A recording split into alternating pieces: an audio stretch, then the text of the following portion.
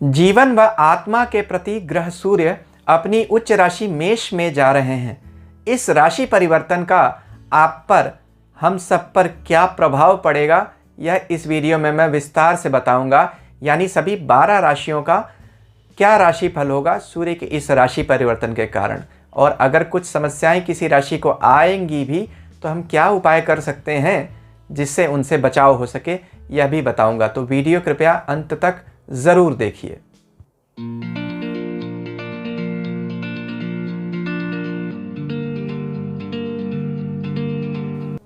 ओम नमः शिवाय। मैं अंशुमान आपका स्वागत करता हूं। 14 अप्रैल 2021 को सूर्यदेव अपनी उच्च राशि मेष में जा रहे हैं। इसका सब पर बहुत ही अच्छा प्रभाव पड़ने वाला है, क्योंकि ज्योतिष शास्त्र कहता है कि कोई भी ग्रह जब अपनी उच्च राशि में जाता है तो वह अपना सब कुछ, जो भी पॉजिटिव है उसके पास, जो भी उसके कारकत्व में अच्छी चीज़ें हैं, उन्हें देना शुरू कर देता है। तो सूर्य ज्योतिष के हिसाब से किन चीज़ों के कारक हैं? ज्योतिष कहता है सूर्य हमारी आत्मा व हमारे पिता हैं। वैसे भी देखिए तो आदित्य कहा गया, सूर्य नारायण कहा गया। जो देवता हमें प्रत्यक्ष दिखाई देते हैं, ईश्वर का जो अंश हमें प्रत्यक्ष दिखाई देता है वह सूर्य है, और चंद्रमा भी। इसीलिए सूर्य व चंद्र को प्रत्यक्ष देवता कहा गया। विष्णु सहस्त्र नाम में भगवान विष्णु के अनेक नाम हैं, जिन नामों से हम भगवान सूर्य को भी जानते हैं। जैसे 60वां श्लोक कहता है, आदित्यो ज्योतिरादित्य सहिष्णु गतिसत्तमः, और 94वां श्लोक कहता है, रवि विरोचनः सूर्य सविता रविलोचनः। यानी भगवान विष्णु के जिन नामों से हम उन्हें जानते हैं वही भगवान सूर्य के भी नाम है। इसीलिए भगवान सूर्य को सूर्य नारायण भी कहा गया। सूर्य हमारे पालक हैं। सूर्य नहीं होंगे तो सृष्टि ही नहीं होगी। सूर्य को सभी तरह के ज्ञान का भी अधिष्ठाता कहा गया। भगवान हनुमान जी जब विद्या पढ़ने गए तो इन्हीं सूर्य देव के पास गए थे। गीता में भगवान कहते हैं, सृष्टि के आरंभ में मैंने सभी तरह की विद्याओं का उपदेश सूर्य को दिया था। इसलिए सूर्य जब उच्च के होते हैं तो विद्या में बढ़ोतरी होती है। यानी जो लोग भी पढ़ाई लिखाई के क्षेत्रों से संबंधित हैं, चाहे वह स्वयं पढ़ते हैं या पढ़ाते हैं, उनके लिए बड़ा अच्छा समय आता है।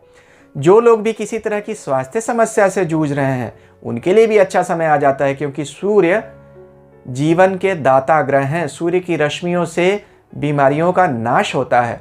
इसलिए सूर्य का उच्च होना हमेशा प्रकृति के लिए अच्छा समय माना जाता है। बहुत सारे रोगाणु, विषाणु, कीटाणु भी सूर्य की रश्मियों से जल जाते हैं। तो यहाँ सूर्य मंगल की मेष राशि में जा रहे हैं। मेष राशि तो है ही गति की राशि और ऊर्जा की राशि, यह अग्नि तत्व की राशि है। सूर्य भी अग्नि तत्व के ग्रह हैं। इसीलिए दोनों का तत्व एक होने के कारण यह राशि सूर्य को बहुत पसंद है। मंगल सूर्य के परम मित्र भी हैं। इसीलिए सूर्य की यह राशि मंगल को और विशेष रूप से पसंद आती है। अब यहाँ यह देखिए कि यह राशि परिवर्तन किन लोगों पर ज़्यादा असर डालेगा। वैसे तो सभी लोगों पर पूरा असर आएगा इसका, लेकिन जिनकी भी सूर्य की महादशा या अंतरदशा या मंगल की महादशा या अंतरदशा चल रही है, उन लोगों को इस गोचर का ज़्यादा प्रभाव देखने को मिलेगा।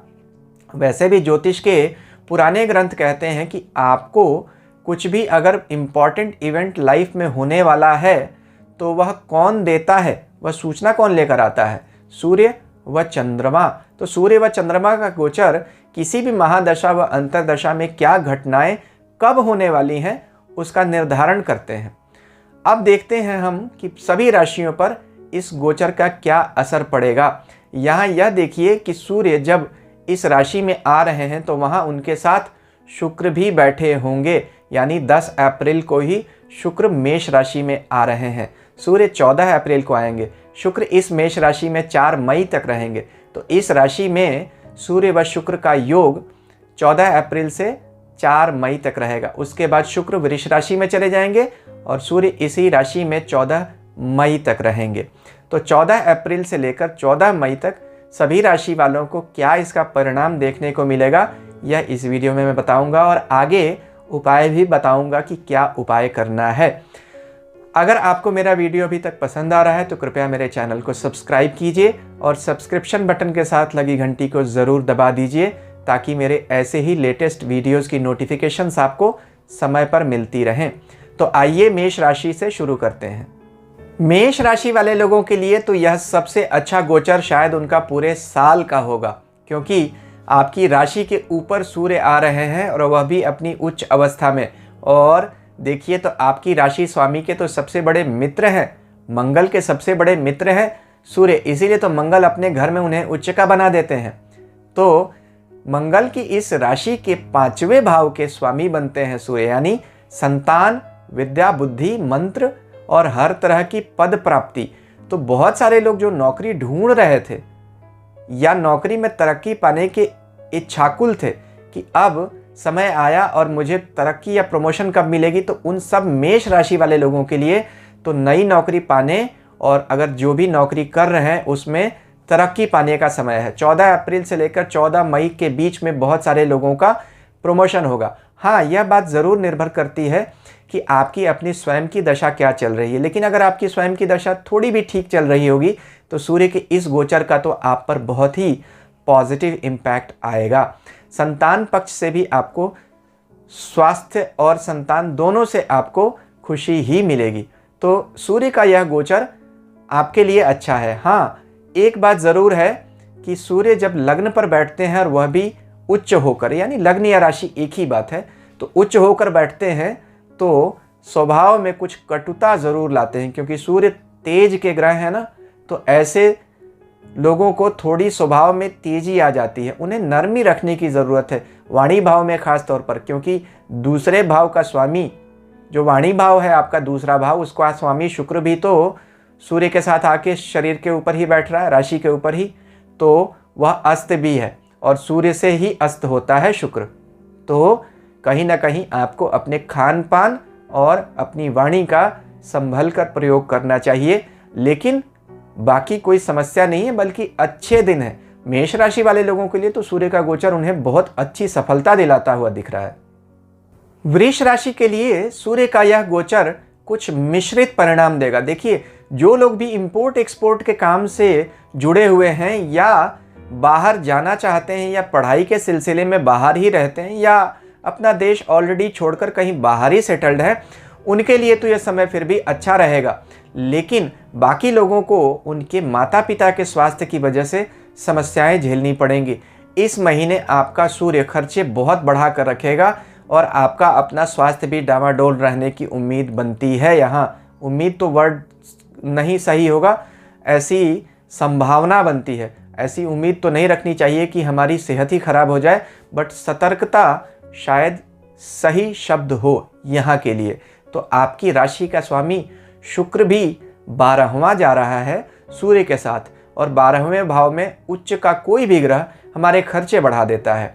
हाँ, अगर आप कहीं किसी धर्म स्थान पर जाकर दान करते हैं या ऑनलाइन भी डोनेट करते हैं कहीं, तो एक बात जान लीजिए कि आपके बहुत सारे निगेटिव प्रभावों में बहुत हद तक कमी आ जाएगी। रात को देर तक जगने की आदत बिल्कुल न रखें। 12वें घर में उच्च का सूर्य जब भी गोचर करता है, रात की नींद खराब हो जाती है। तो यहाँ अपने स्वास्थ्य पर और अपने माता पिता के स्वास्थ्य पर विशेष सतर्कता रखने की ज़रूरत है। कहीं ना कहीं कुछ वाहन चलाते समय भी आपको बहुत सतर्क रहना पड़ेगा, कुछ चोट चपेट भी लग सकती है। तो शरीर पर कुछ खर्च होता हुआ दिख रहा है, चाहे वह आपका अपना शरीर हो या माता पिता का शरीर हो। लेकिन अगर आप इंपोर्ट एक्सपोर्ट के काम से जुड़े हुए हैं, कहीं बाहर जाकर बस जाना चाहते हैं, तो आपके लिए इससे अच्छा समय इस साल नहीं आने वाला है। मिथुन राशि के लिए सूर्य का यह गोचर बेहतरीन होने वाला है। देखिए, राशि के स्वामी बुध के सबसे बड़े दोस्त हैं सूर्य, और बुध की मिथुन राशि के लिए सूर्य उनके तीसरे भाव के स्वामी बनते हैं। यानी तीसरा भाव होता है भाई बहनों और पराक्रम का, नई इनिशिएटिव्स का, new initiatives, new startups, new ventures, travels, इन सब को तीसरे भाव से हम देखते हैं। किसी तरह का कम्युनिकेशन, कोई भी ऐसा काम जिसमें हमें लोगों से इंटरैक्ट करने की ज़रूरत पड़े, वह सब तीसरा भाव दिखाता है। यहाँ का स्वामी आपके 11वें भाव में जाकर उच्च का हो गया है। 11वां भाव तो है ही इच्छा पूर्ति का भाव, धन भाव है, इनकम का भाव है। महर्षि पराशर कहते हैं 11वें भाव में कोई भी ग्रह अगर उच्च का हो जाए तो वह सबसे ज़्यादा धन दे सकता है। और 11वां भाव कॉन्टैक्ट्स का भी होता है, सोशल कॉन्टैक्ट्स, हमारे मित्र वर्ग का भी होता है। सूर्य बहुत बड़ी बड़ी कॉन्टैक्ट्स के कारण हमें बड़ी बड़ी इच्छा पूर्ति दिखाता है, यानी जो लोग भी कॉन्टैक्ट्स और कॉन्ट्रैक्ट्स का काम करते हैं उनके लिए बहुत अच्छा समय है। यह भी देखिए कि यहाँ बुध भी इसी महीने आपके सूर्य के साथ आकर 11वें भाव में बैठ जाएंगे, यानी राशि के स्वामी भी सूर्य के साथ आकर बैठ जाएंगे। शुक्र भी बैठ रहे हैं, तो 3 ग्रह का योग बन रहा है, जिसमें 2 ग्रह तो बहुत ही अच्छे हैं। तो मिथुन राशि वाले लोगों को चूंकि पैसे की थोड़ी तंगी चल रही है अभी, उस तंगी में सूर्य का यह गोचर उनको बहुत ज़्यादा मदद देगा। जो भी मिथुन राशि वाले लोगों के बड़े भाई बहन हैं उन्हें भी लाभ होगा, छोटे भाई बहनों को भी लाभ है और बड़े भाई बहनों को, यानी परिवार में कुछ न कुछ बाकी लोगों को भी आपके भाग्य की वजह से उन्हें भी सहयोग मिलेगा। देखिए, एक परिवार में जितने भी लोग आते हैं सबके कर्म और भाग्य एक दूसरे से जुड़े होते हैं, तो कभी कभी हमें दूसरों के कर्म और भाग्य का भी फल लेना पड़ जाता है।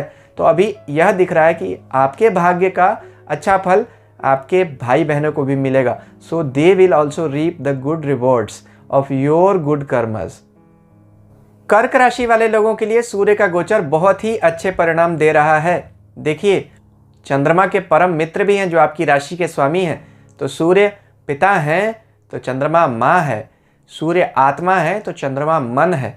दोनों का कोऑर्डिनेशन ही आपस में आपके शरीर को और हमारे अस्तित्व को चलाते रखता है। इसीलिए ज्योतिष में सूर्य और चंद्रमा को माता व पिता कहा गया। तो यहाँ तो सूर्य की राशि जो होती है वह चंद्रमा की कर्क राशि से दूसरी आती है, यानी आपकी राशि से दूसरे भाव के स्वामी बनते हैं और आपके कर्म स्थान में जा रहे हैं।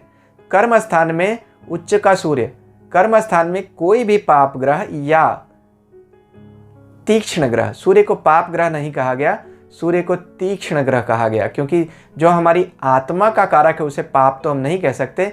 मंगल, राहु, केतु, शनि को पाप ग्रह कहा गया, सूर्य को क्रूर ग्रह कहा गया, यानी तीक्ष्णता वाला, क्योंकि इसमें गर्मी है। यह वैसा ही है जैसे हमारे पिता हमारे ऊपर अनुशासन रखते हैं, हमें उनसे थोड़ा डर भी लगता है, लेकिन उनका अनुशासन हमें नुकसान पहुंचाने के लिए नहीं होता। वह पापी नहीं कहे जा सकते, वह कठोर जरूर कहे जा सकते हैं। तो सूर्य कठोर है। यहाँ 10वें घर में उच्च का सूर्य आपको बहुत बड़े बड़े नए निर्णय लेने में सहायता जरूर करेगा। 10वें घर में यानी कर्म स्थान में उच्च का सूर्य आपको तरक्की भी दिलाएगा, यानी जो लोग भी नौकरी में प्रमोशन के इच्छुक हैं उनको नौकरी में प्रमोशन तो ज़रूर मिलेगा। साथ में शुक्र भी यहाँ बैठे हुए हैं जो आपके 11वें भाव यानी इच्छा पूर्ति के घर के स्वामी बनते हैं, और चौथे भाव के भी, जहाँ से हम सुख का विचार करते हैं। तो कोई नई गाड़ी, कोई नया घर और कोई नई नौकरी, या जो नौकरी है उसमें बेहतर तरक्की, नया पद, तो कुछ नयापन तो सूर्य इस महीने लेकर आ रहे हैं 14 अप्रैल से 14 मई के बीच में कर्क राशि वाले लोगों के लिए। किस दिन होगा वह तो आपको अपनी राशि और चंद्रमा की गति और अपनी महादशा व अंतर्दशा का विचार करके करना होगा, लेकिन कुछ पॉजिटिव निश्चित तौर पर होने ही वाला है। सिंह राशि वाले लोगों के लिए भी बहुत ही बढ़िया समय है, क्योंकि देखिए आपकी राशि के स्वामी उच्च राशि में जा रहे हैं और अपनी राशि से 9वें यानी भाग्य भाव में जा रहे हैं। तो इससे अच्छी बात क्या हो सकती है। राशि के स्वामी भाग्य में चले जाएं और अपनी उच्च अवस्था में भी चले जाएं, तो उच्च का भाग्य आपको बहुत मदद देगा। पिता की भी तरक्की होती हुई दिखती है। 9वें भाव में आप कहीं दूर देश की यात्रा जाना चाहते हैं, कोई आदमी विदेश यात्रा जाना चाहता है, सरकार में कोई बड़ा पद अगर किसी को चाहिए, या कोई सरकारी अधिकारी है उसको बड़ा पद भी मिल सकता है, या बहुत सारे ऐसे लोग हैं जो सरकारी नौकरी की तैयारी कर रहे हैं। अगर सिंह राशि वाले हैं तो इससे बेहतर समय इस साल तो नहीं आएगा, यानी 14 अप्रैल से लेकर 14 मई के बीच में उन्हें पूरा प्रयास करना चाहिए। कारण यह भी है कि आप देखिए आपकी राशि के 10वें भाव के स्वामी शुक्र भी सूर्य के साथ 9वें भाव में बैठे हैं, तो एक बहुत बड़ा राजयोग बन रहा है। यानी राशि के स्वामी और 10वें कर्म स्थान के स्वामी, 2 केंद्र भावों के स्वामी मिलकर तीसरे त्रिकोण भाव यानी भाग्य भाव में बैठे हुए हैं, और उसमें एक ग्रह उच्च का है। इससे अच्छा समय तो शायद सिंह राशि वाले लोगों के लिए पूरे वर्ष नहीं आने वाला है। हाँ, 18 अप्रैल तक जब तक शुक्रस्त है तब तक तो कार्यस्थल में थोड़ी समस्या आएगी, लेकिन 18 अप्रैल से लेकर 4 मई के बीच का समय, जब सूर्य और शुक्र की युति पूर्ण रूप से रहेगी, यह बेहतरीन समय होगा। 4 मई से 14 मई भी अच्छा ही समय रहेगा, लेकिन 18 से 4 का समय सिंह राशि वाले लोगों के लिए सबसे अच्छा समय होगा।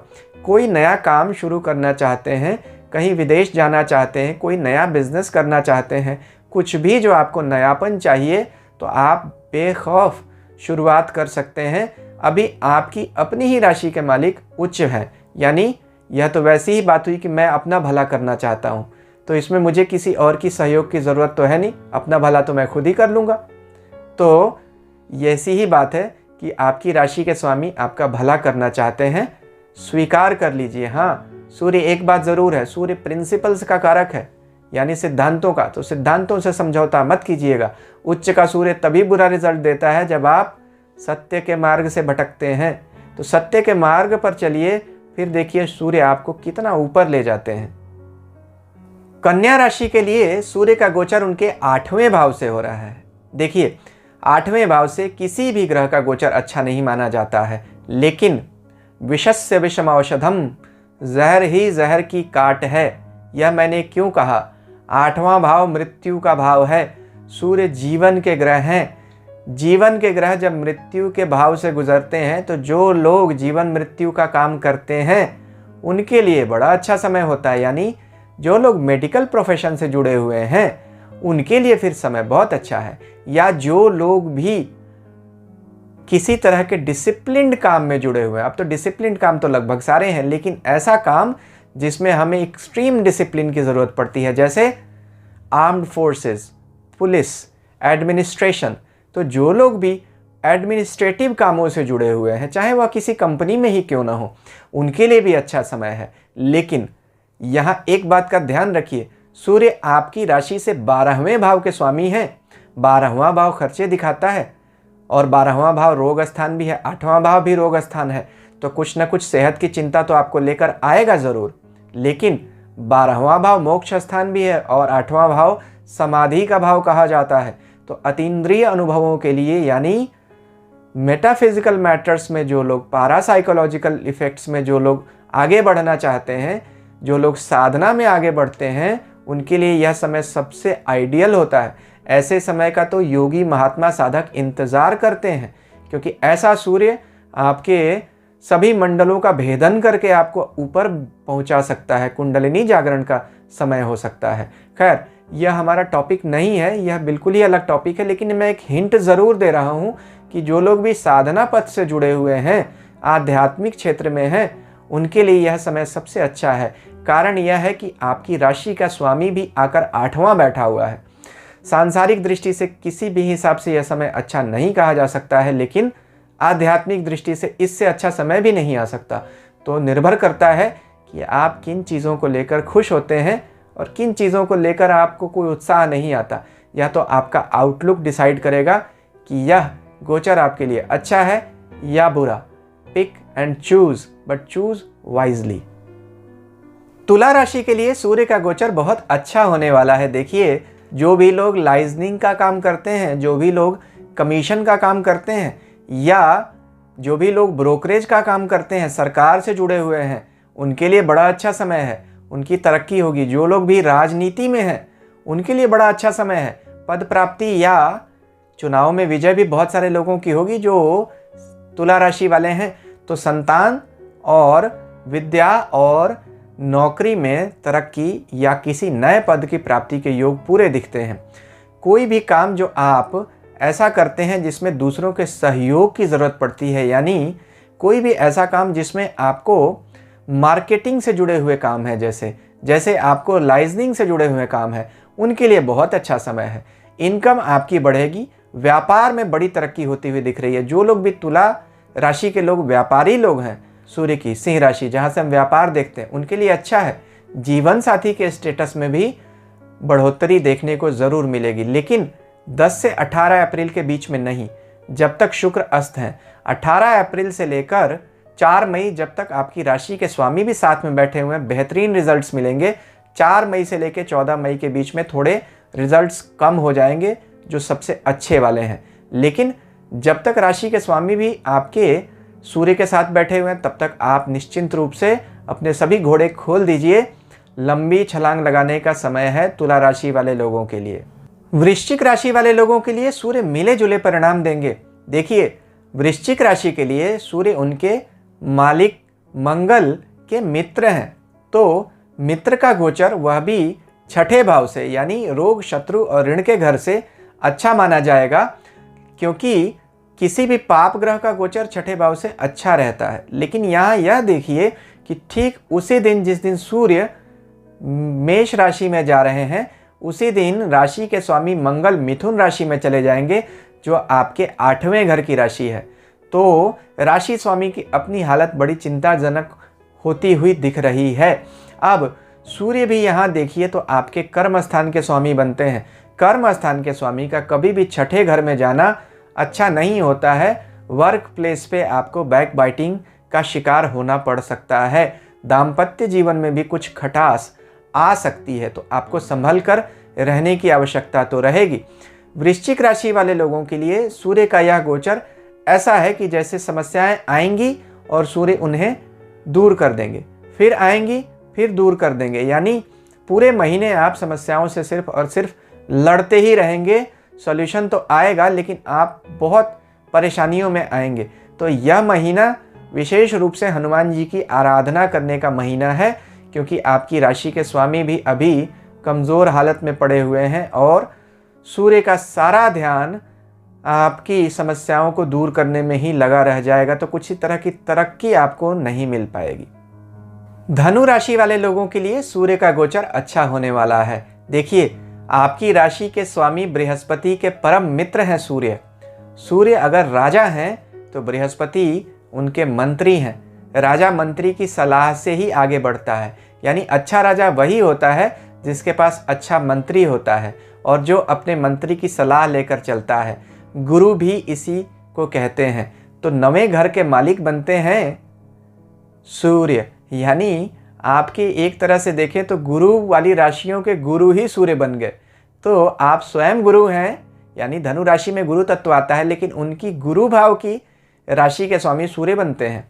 तो यहाँ थोड़ा रोल रिवर्सल ज़रूर है, यानी यह दिखाता है कि आपके आसपास जो लोग हैं, जो आपसे उम्र में बड़े हैं या अनुभव में बड़े हैं, उनका लाभ उठाइए। वो चाहे आपके घर में हो या आपके वर्क प्लेस पे हो। 9वें घर के मालिक सूर्य 5वें घर में जाकर उच्च के हो रहे हैं। 5वां घर पद प्राप्ति को भी दिखाता है। तो 5वें घर में जाना, वह भी उच्च राशि में, विद्या की भी तरक्की, संतान की भी तरक्की और किसी तरह के नए पद की भी प्राप्ति हो सकती है। हालांकि एक बात ज़रूर मैं बता दूं, किसी भी पाप ग्रह का किसी भी अच्छे भाव से गोचर करना, हालांकि मैं सूर्य को पाप ग्रह नहीं कह रहा हूँ, क्रूर ग्रह है, लेकिन फिर भी बर्नआउट तो करते ही हैं। तो जहाँ भी बैठते हैं वहाँ बर्नआउट कुछ न कुछ ज़रूर करते रहते हैं। तो सावधान रहिएगा, कहीं जल्दबाजी में कोई निर्णय लेने से मत इन्वॉल्व हो जाइए। थोड़ा सा संयम रखिए अपने निर्णयों में और बड़ों की सलाह मानिए। अगर आप ऐसा करेंगे तो फिर समय ठीक है, क्योंकि आपकी 7.5 भी चल रही है। 7.5 में आदमी मानसिक उलझनों में ज़्यादा रहता है। तो मानसिक उलझनों के कारण कहीं ऐसा ना हो आप कोई बड़ी भूल कर बैठें। लेकिन फिर भी सूर्य का यह गोचर आपके लिए अच्छे ही परिणाम लाएगा। सूर्य तो आपके लिए अच्छा है। अभी मकर राशि वाले लोगों के लिए सूर्य का गोचर उनको चिंताएं बढ़ा रहा है। देखिए, आपकी राशि के स्वामी शनि के सबसे बड़े शत्रु हैं सूर्य, और स्वयं 8वें भाव के मालिक भी बनते हैं आपकी कुंडली के, यानी सबसे बुरे स्थान के स्वामी। अब सबसे बुरे स्थान के स्वामी सबसे बलशाली हो गए हैं और आपके चौथे सुख स्थान या परिवार के स्थान पे बैठे हुए हैं, जहां से हम हृदय का भी विचार करते हैं। तो यानी अपनी सेहत, हार्ट हेल्थ, स्पेशली हृदय का, रीढ़ की हड्डी का और आँखों का विशेष ध्यान रखना पड़ेगा आपको इस महीने। परिवार में भी बेकार की उलझनें रहेंगी, वाद विवाद हो सकते हैं, कटुता से बचिए। ससुराल पक्ष से भी किसी तरह का मनमुटाव हो सकता है या वहाँ भी किसी तरह की समस्या खड़ी हो सकती है।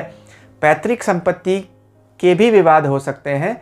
अपने पैतृक संपत्ति के विवादों को अभी सुलझाना चाहते हैं तो कृपया उस दिशा में बिल्कुल भी आगे मत बढ़िए। वर्क प्लेस पे भी कोई ना कोई उठापटक हो सकती है, गाड़ी भी बड़ी सावधानी से चलानी पड़ेगी।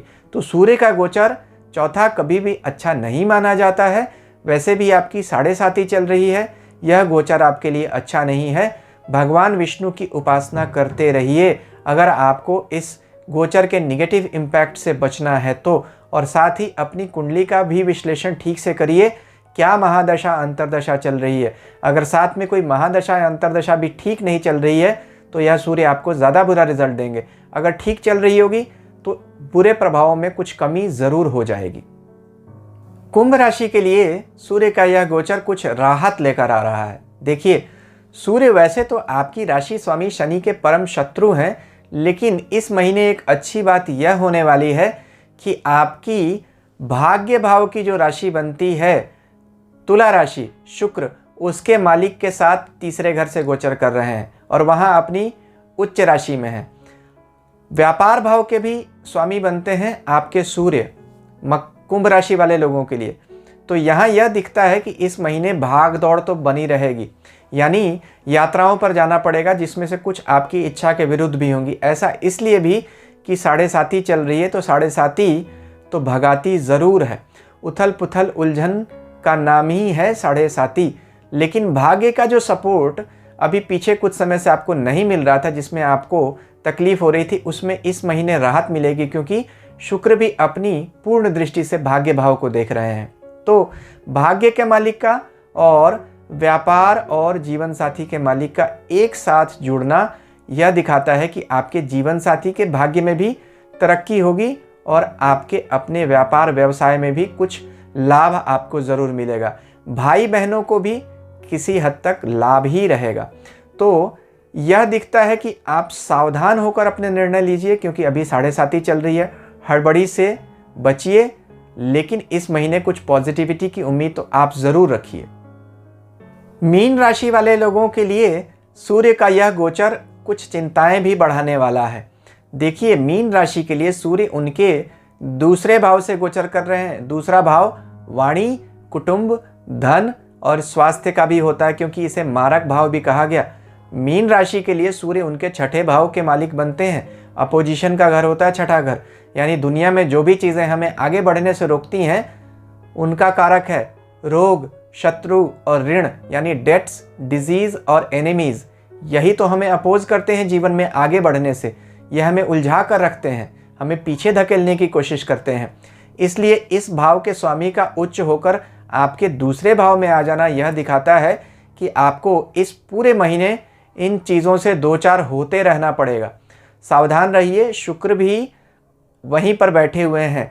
किसी भी तरह का सरकारी उलझन आपको आ सकती है, ख़ास तौर पर अगर कोई लोग भी इनकम टैक्स के पंगों से बचना चाहते हैं तो उन्हें अपने रिकॉर्ड्स को बिल्कुल क्लीन रखना पड़ेगा। रिटर्न्स फाइल करते समय भी सावधानी रखिएगा। यह समय दिखाता है कि किसी तरह की कानूनी उलझन आपके सामने आ सकती है। सूर्य धन तो ला देगा, लेकिन धन के साथ चिंताएं भी ज़रूर लाएगा। परिवार में किसी न किसी तरह का मनमुटाव रहेगा। खाना खाते समय स्पाइसी और हॉट चीज़ें खाने से बचिए, नहीं तो पेट की समस्याएं इस महीने आपको तंग कर सकती हैं। Your mouth is the gateway to your stomach, so keep your mouth clean and your stomach will remain clean. यही इस महीने का आपका मूल मंत्र होना चाहिए। स्वास्थ्य की रक्षा कीजिए, स्वास्थ्य की सुरक्षा इस महीने आपकी प्राथमिकता होनी चाहिए। तो अगर किसी भी राशि वाले को कोई समस्या आती है तो उसे इस महीने विष्णु सहस्त्र नाम का पाठ करना चाहिए। जैसा मैंने शुरू में कहा था, विष्णु सहस्त्र नाम का पाठ करने से भगवान सूर्य के भी अच्छे रिजल्ट हमें मिलने लगते हैं। आप लोगों को अभी मेरा वीडियो पसंद आया तो कृपया मेरे चैनल को सब्सक्राइब कीजिए। ईश्वर हम सबका कल्याण करें। शांति ओम।